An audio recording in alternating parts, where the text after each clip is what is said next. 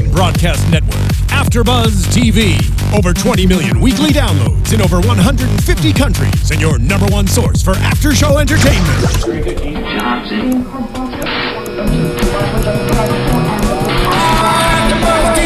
AFTERBUZZ TV, the destination for TV superfans. Producing aftershows for over 300 of your favorite TV shows. Interviewing celebrities and showrunners. And bringing you behind-the-scenes exclusives. All thanks to E! Entertainment's Maria Menounos, producer Kevin Undergaro, and internet leader Akamai. Now, let the buzz begin!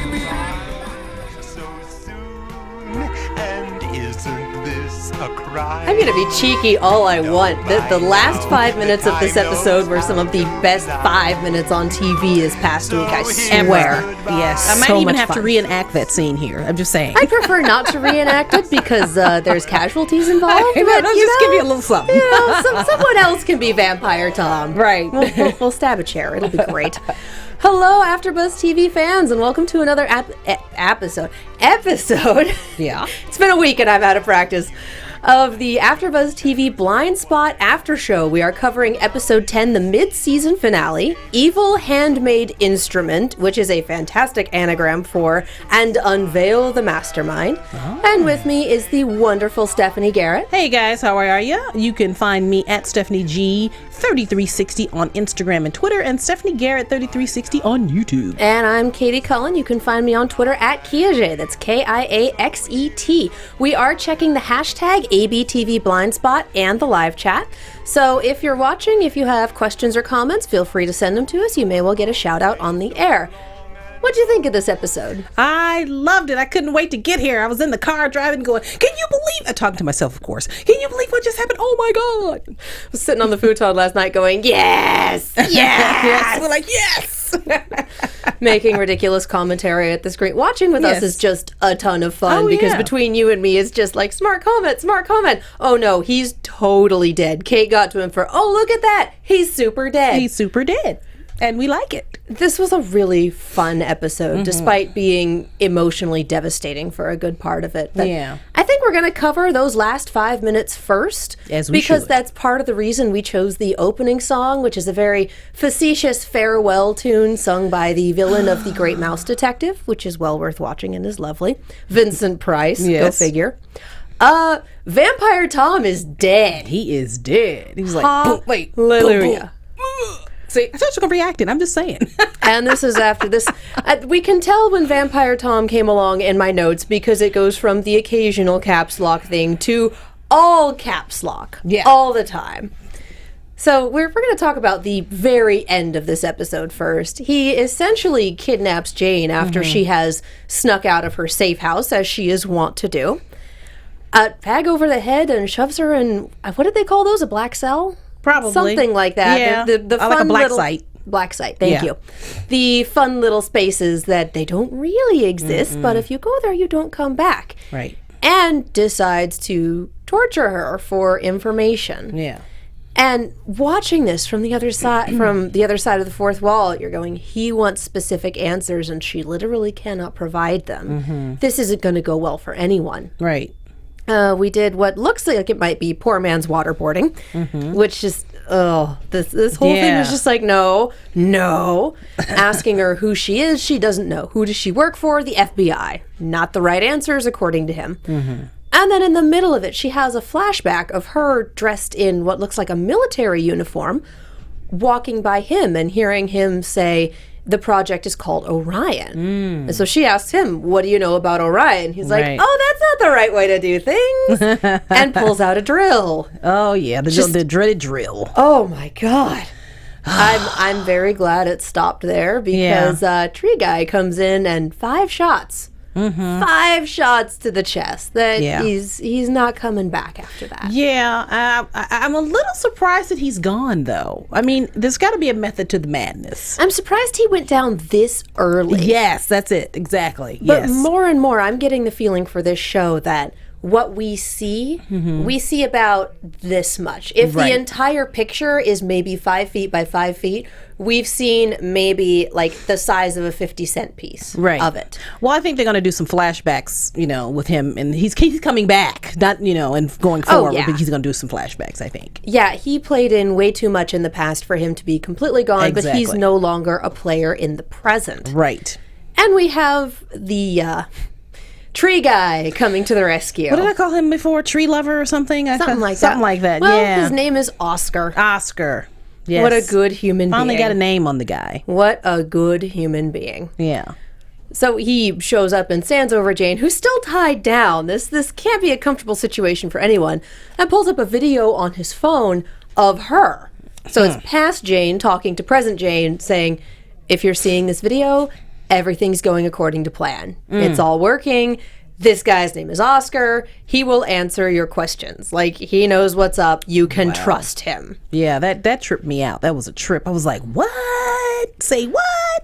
I really, really liked past Jane talking to present Jane. I like that's fun. Mm-hmm. It's like creepy P.S. I love you. Yeah. Or less creepy P.S. I love you, because P.S. I love you is creepy. Yeah. And the other piece of information that we get in this video is that Jane is the one who put this into motion. Right. It's her plan. It's her, evidently there's a playbook or a rule book that they're sticking with. Mm-hmm. This was all her idea, and she made the choice herself. So the thing I have in my notes is Jane her own Xanatos? I was thinking that, is she Orion? Is she a part of Orion? I wonder about that because of the little flashback we got with her overhearing that program name from Tom. Yeah. But again, that's 50-cent piece worth of a 5x5 picture. Or she has something to do with it or something like that. Or maybe she wants information. I don't know. We'll find out. But yeah, something to that effect. We do know that she was in the military. Yes, we do. But and you know what I was thinking about? Someone made a comment about us talking about Jane's wardrobe. And you saw that. And said we're not bashing Jane. We love Jane. We think Jane is fabulous and very beautiful. We want to see her in some color. And just a little color. That's all we're asking. Like color like I'm wearing. Something, kind of fun and fashionable. Yeah. But I realized because she's prior military, the way she dresses is a part of her uniform. You know what I mean? Some people have a uniform. They wear the black and white, or they have basics, and that's all they wear. And I think that that's probably something that's a part of her past, and a part of her work she did with the military. So true. Yeah. So now I get it. I actually like the outfit she had on when they were running around the museum. I like that. But yeah, that's like a uniform for her. Oh yeah, the high-necked leather jacket, just very cool. Sign me up. Yep, I'd wear that outfit. So now that we've covered the last part of the episode first, because wow. Let's go back to the beginning. It's a very good place to start, even though we really didn't. Flash forward to the beginning.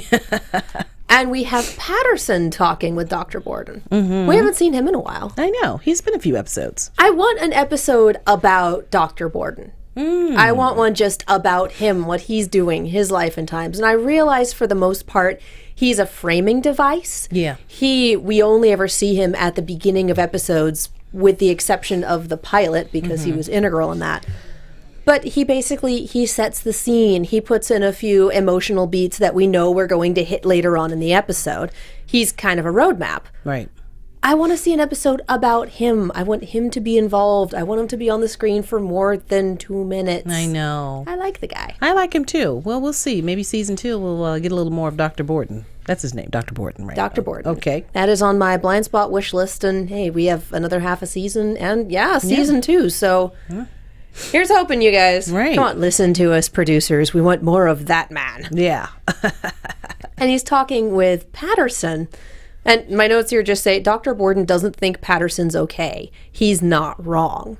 Right. Because she's still extremely broken up over David, and instead of actually talking to him about it, she's going over the coroner's report and talking about the different clues. Like, she doesn't want to talk about the fact that she just lost someone she really, really cares about. Right. She'd rather lose herself in the case, because that's just easier to do. Yeah, and I think she feels very guilty.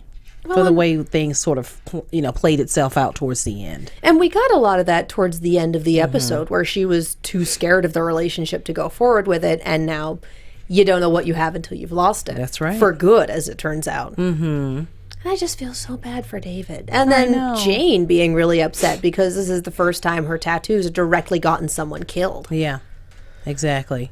Yeah, I thought it was, I felt a little bit bad for Patterson, but I liked that Mayfair showed her some compassion. Mm-hmm. Do you know what I mean? Because remember, she was scolding her a few episodes ago about, you know, having David stick his nose in the business and everything. Yeah.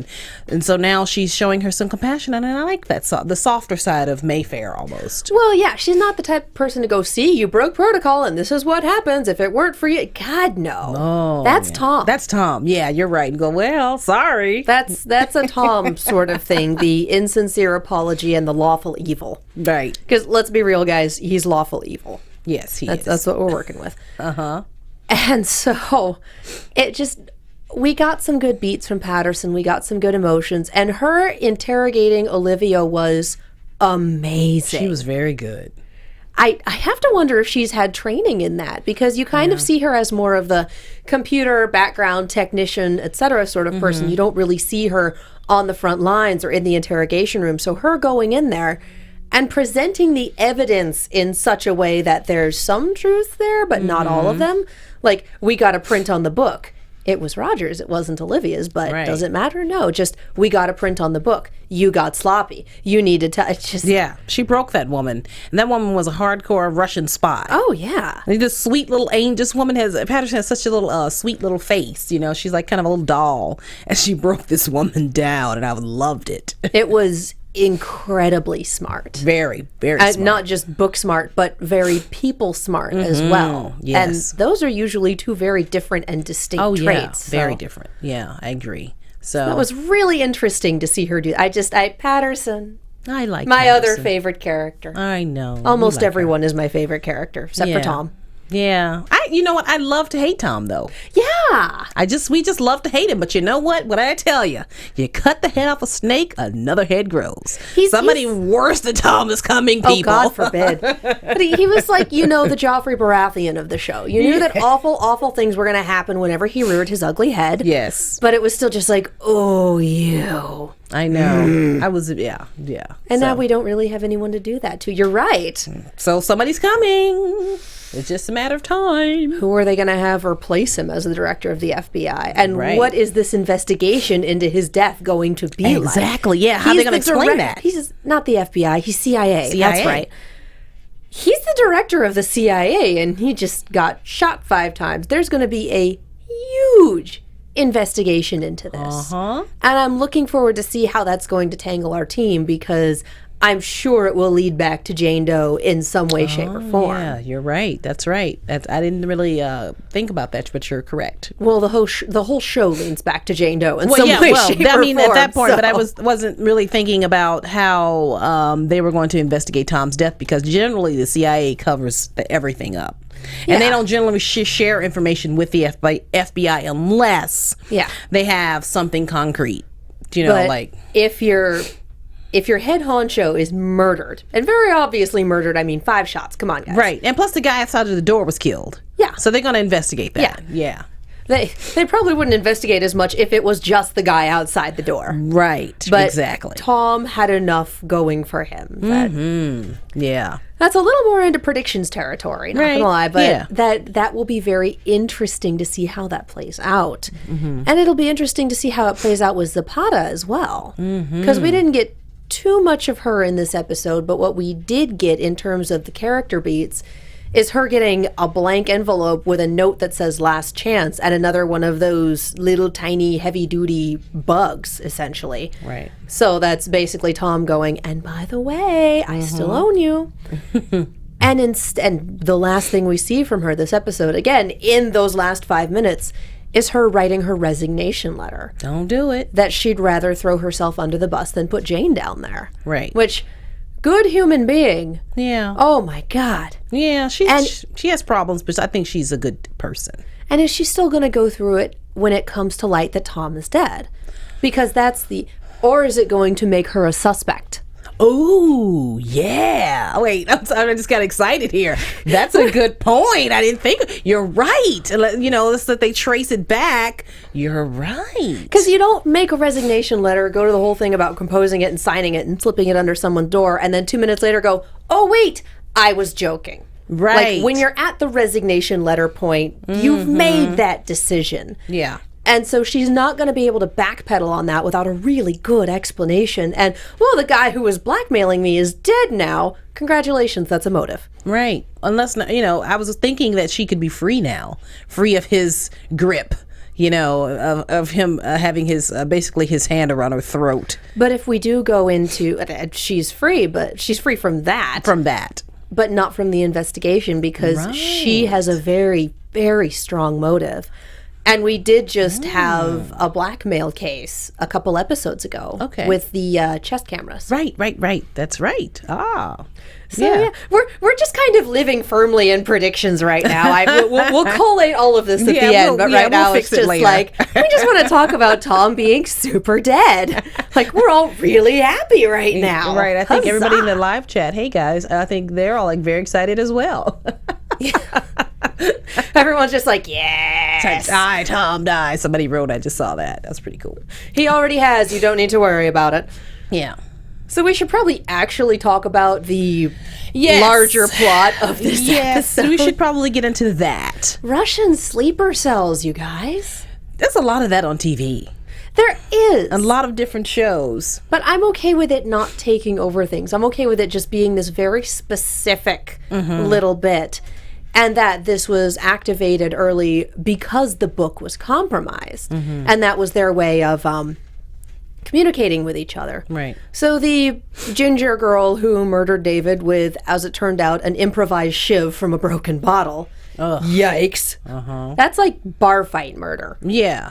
And her name was Kate. Kate. We had Kate and Olivia and Roger were our three Russian spies. They were all born in Russia, were naturalized in the USA via marriage, had been here for 10 years, married some very powerful spouses, et cetera, et cetera. And that's, how they kind of integrated themselves into society. I don't remember what they said Kate did, but Olivia worked at the museum. Roger was a contractor, construction. Yeah, Kate was a school teacher.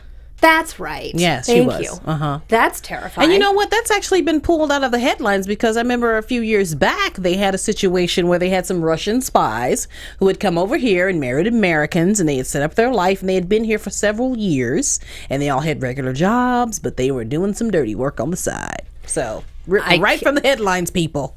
Well, most of this show is. Yeah, we have all the fun stuff. We have the conceit with the tattoos, but a lot of this is from the headlines. The plague is not the word I was looking for, but the CDC episode and the chest cameras and drones and all of it is, to an extent, stuff that we're dealing with now. Right. And it's all, again, we have the conceit of the tattoos and government corruption. So it's a very intelligent show in a way that doesn't come across as super preachy. Yeah. And that's hard to do when you're pulling the Law and Order tactic of, here's the headline, here's the episode. Right. Yeah, I like that they do pull from the headlines, because it keeps everything fresh and current. And people want to see that, because I think I heard somebody say today on some show or something I was listening to, they were saying something to the effect that all these shows like the Blindspots, the Homelands, the Law and Orders, those shows have almost a 85 to 90% realistic view of what's really happening in the world. The rest is very Hollywood. Like, for instance, since we're talking about this episode with Jane and Weller, remember when they took the motorcycles? The guy's like, I'm FBI, let me take your motorcycle. Yeah. All of a sudden we know Jane can ride a motorcycle. There you go. Let's roll with it. Let's do that. And then we're going to shoot in the middle of the street. Hollywood. Ta-da! That's Hollywood. Now, in real life, I don't think anything like that would probably happen. Maybe, if it was a dangerous situation. But that's very Hollywood, if I say so myself. Yeah. Well, and even like I watched Minority Report, which ended too soon. Let's be real. Yeah. But it did the rip from the headlines thing as well, but turned it through the lens of however many years into the future. Right. Like, we had an episode about, vaccinate your kids, essentially, at 50 years into the future, or however many it is. So a lot of dramas are starting to do that recently. And for the most part, they're handling them well. Yeah. There's a few exceptions that you can kind of point to and go, not so much. Right. But for the most part. Generally, those shows don't last very long either. No, they don't. The ones that, like the Blindspots, they kind of stick around because people are interested in that sort of thing. Yeah. And again, we have the conceit with the tattoos and the overarching mystery. It's not just case, case, case. Right. But then again, that's Law and Order, and Law and Order's been around for what, a decade? In its various incarnations? Yeah. And yeah, in different forms, at least 15 years at least. Yeah. So Long that's time. really good. Yeah. So yeah, pulled from the headlines, Russian sleeper cells. I'm still stuck on this. And the bottom line of these spies is that they're being activated right now because the book was compromised, but just in this general time period because it is supposedly Putin cracking down on anti-patriotic Russians who have escaped Russia's borders. So one of them is, I think he was a news reporter who had a prominent anti-Putin blog, and a lot of people in Russia get their news from him. So he was a target. I have it in my notes. Roger's wife. I wrote it down too. Yeah. The editor of is that the editor of the New York Times? That is the editor of the New York Times, which makes sense. And the Senator Steve, I think I wrote it down, Stephen something. He was, and didn't I say Steve Reiwold? Yeah, I said they were going to start getting into the senators and the congressmen and people. I said it because he was behind a bill to send aid to the Ukraine, which again, straight from the headlines. Straight from the headlines, people. At least we managed to save him, though. Yeah, we didn't really get to see him, We saw him once, and what I find interesting is that the other two spouses, it seemed, were completely clueless. One of Roger's spouse was a victim. Olivia's husband was just kind of, But Kate's husband was in on it. Oh, yeah. We didn't get a lot of development from that, but he was backing her up with a gun at the Intrepid, and that just... Dang. I know. I saw it. I was like, what is he doing there? Wait a minute. Did he find out, or did he just want to support his wife, or was he worried about the guy pointing a gun at his wife? Yeah, and he was there in the office. Was he filing a missing person report or something? And then he figures out where she's at. Yeah, he had to have been in on it. Yeah, exactly. Or she roped him in on it sometime between, I filed a missing persons report, and here I am at the conference, the defense contractors conference. Exactly. Okay. Yeah, he just kind of showed up. So yeah, a lot of this was just chasing the spies around.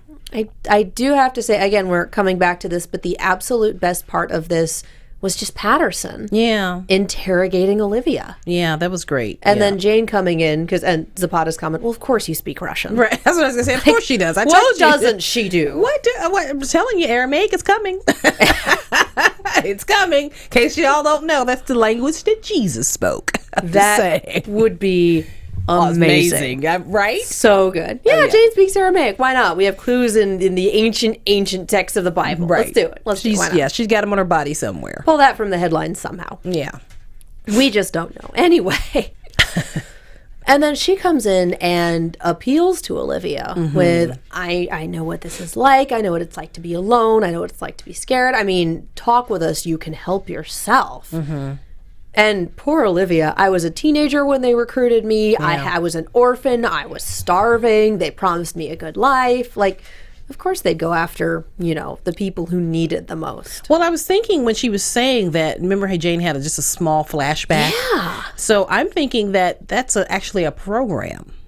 That, that woman was taken in as a teenager and Jane was taken as a child, and they trying to raise them and train them like that. I would imagine that they're not the same program. No, they're probably different because Russia and America, yes, different. Yeah, but similar. Similar, right.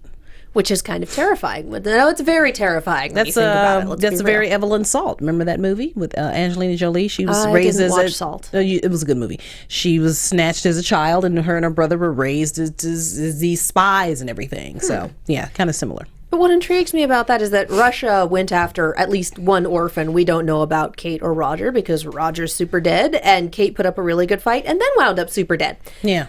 So Olivia's the only one we talked to. But I find it interesting that if these are parallel programs, that Russia went for orphans and went, no, come with us, it'll be fine. Come, little children, I'll take you away. And America just went, that one.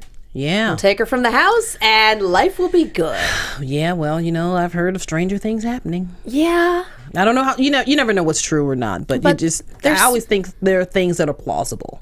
There's stranger things happening in real life because it's real life. Right. And then there's narrative causality. Right. Like, there has to be a reason in the story for this to happen because it's a story. Right. So why was Jane taken? Why was Jane chosen? Were all of these other kids that we saw in there, were they also taken for specific reasons from loving homes, or were they? We just don't know. Yeah. Well, maybe they'll give us a little backstory on that. So many questions and not nearly enough answers. Right. But it was a good episode overall. I like the fight scene between Jane and I'm gonna call her Red. That Kate. was really good. Yeah, I knew that woman could fight. I'm like, there's no way she's not going to be a Russian spy and not be able to fight and handle herself. Oh yeah. Yeah. So we had it's hard to recap fights when they happen, but I love at one point she pulls out the pen that's actually a needle with something probably fatal in it and just sticks herself in it because she'd rather die than talk and then get captured. I don't think she killed herself. I think Jane got her. Oh, okay. Like she was fighting Jane and trying to stick Jane with it, and then that just nope. Yeah. Well, there you go. She's gone. Either way, that did not end well for her. No, she did. It didn't. So I kind of want to know what happened to her husband. I know. Because that just kind of faded into the ether, and we went into the emotional beats of Patterson's breakdown, and she needs a hug. She does. She just really super needs a hug. Yeah, she does. I think the guilt is going to be with her for a while. Oh, yeah. So... And just talking to Jane about how she'd been afraid, he was a good thing, and she didn't go for it. She pushed him away instead. Again, you never know what you have till it's gone, and just kind of, having a breakdown there. Yeah, a good life lesson. Well, and we got at the very beginning of the episode, she should have taken a leave of absence. Dr. Borden wanted her to do that. And she said, I can't go home. I can't go to my apartment. Everything reminds me of him. His clothes are still there. Some of his stuff's still there. My games that we used to play together. Like, everything reminds me of him. Mm-hmm. And at the end of the episode, Mayfair takes her home. Yeah. I like that Mayfair, to me, now this is just my opinion, she's sort of being a mother figure to Patterson, because Patterson is still, even though she's a very professional woman, she's sort of a younger woman, and Mayfair is an older person, and I think that she's sort of given her some motherly connection there, like kind of protective of her a little bit now. Like when she was scolding her, I think that was probably a good thing, kind of what mothers do, and then she was kind of protecting her and taking her in under her wing almost. So I like that. Yeah, and she's been a really good, really interesting character. Mm-hmm. And it was nice to have some backstory on her a while ago. Yeah. Just to get how, I'm going to call it Blindspot. See, the show is Blindspot. How Daylight started, how they got pulled into it, her partner, just all that. Well, now that you mentioned that, I was just going to say, I didn't mean to interrupt you, sorry. Oh, no, go ahead. About when Mayfair confronted Tom. She just showed up around the corner. My God. And he's like, whoa. Just in the parking garage, like... Yeah, like, where are you, mister? Every time Tom shows up, my notes just turn into caps lock. They do. I should post my notes so you guys can see them. There's all sorts of things that I can't say on air. I was just going to say, is there profane language? Tom, the blank vampire, meeting with Mayfair, and boy, is she mad about him killing Guerrero. Mm-hmm. Because it was messy, and because it does pin the blame on Mayfair, because... Right. She was in the building. He's like, well, that's your terrible luck, but they'll never trace it back to us now. And now we just have to take out Jane Doe because she's the only one that can trace it back to us. And obviously the amnesiac knows something.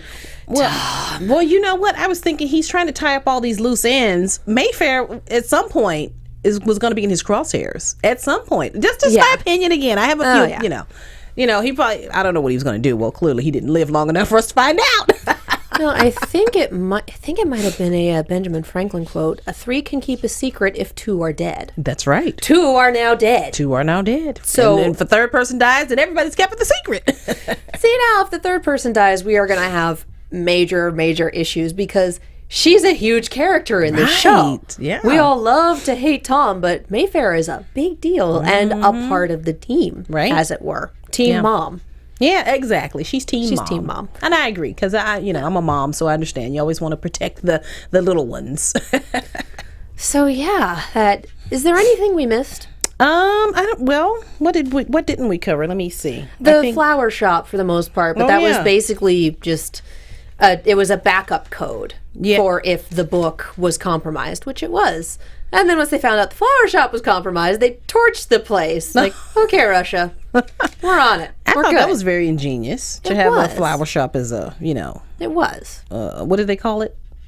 Communications, something like that. Yeah, that's pretty ingenious, if I have to say so myself. Yeah. All right, chat, if there's anything you want us to talk about, now is the time. I know we have a slight delay.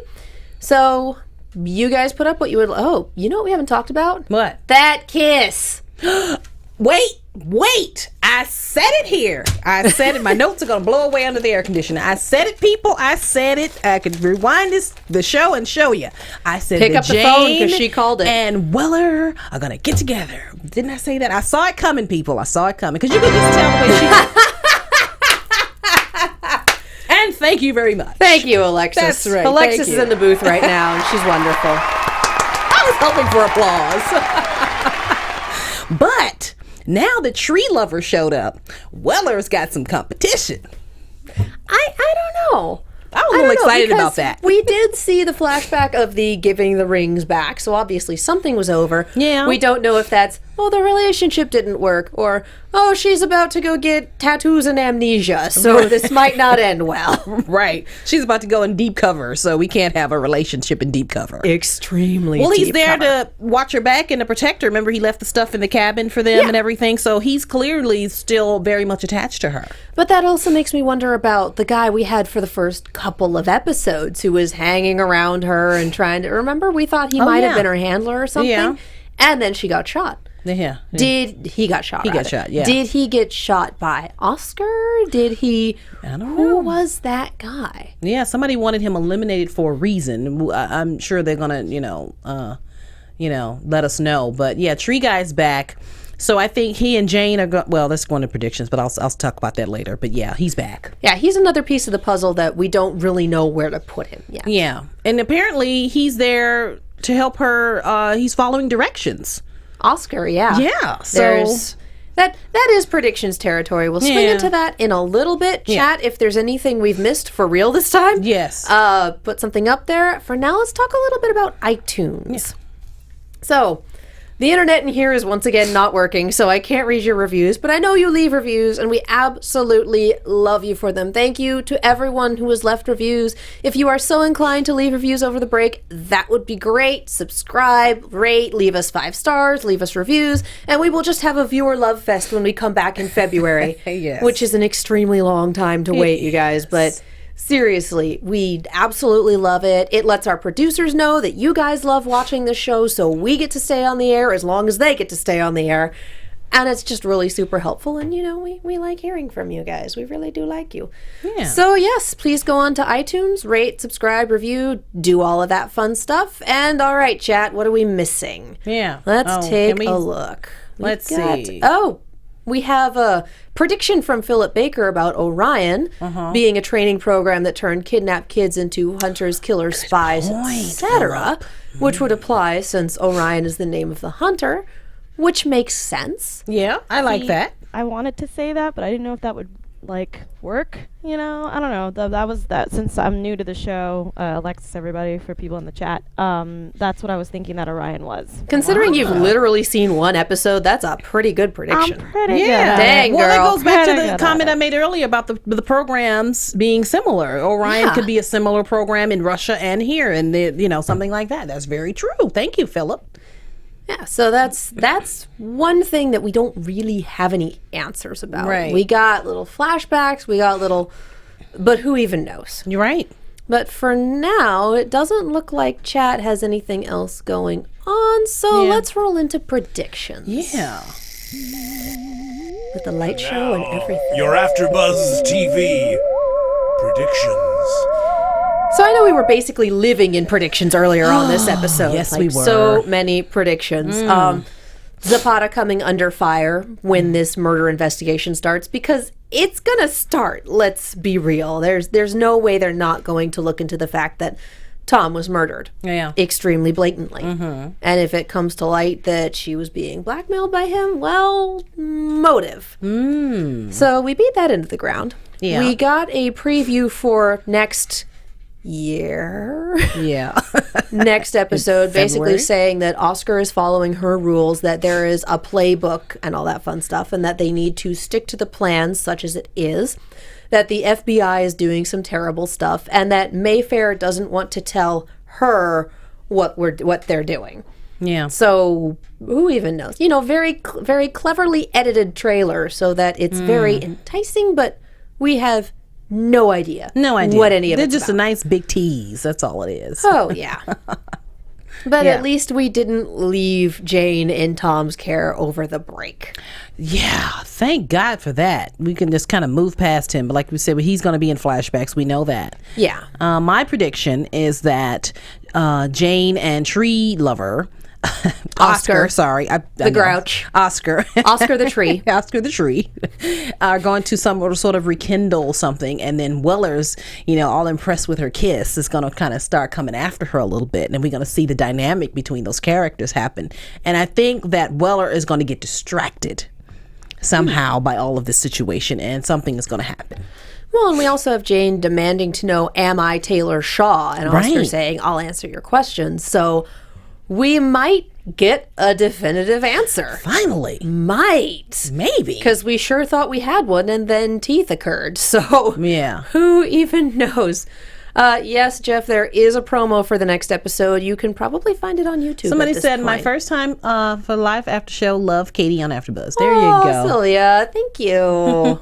We love you too. Yeah. Seriously, So, we tell you we love you every episode, and it's always true. it's very true. We love our live chatters there. Our viewers are just Yeah. See, Oh, we yeah. love you guys. our viewers are just super smart. Very. You go on and read the comments, and they're like, "Well, I have this prediction, and here's my evidence to back it up." I'm like, Right. can we make college papers about this? I like, know. dang, and you they come up guys. with stuff that I'm like, oh, really? Oh, really? I didn't even about think of that. Didn't think about that. Y'all are Thanks. on point. Very much Super smart viewers on this show. so. Very much so. So, All right, do we have any other predictions? no, I think it's going to be a great second half of the season coming up in February. So I look forward to seeing all you guys then. I predict that this wait is going to be entirely too long, Not entirely too long.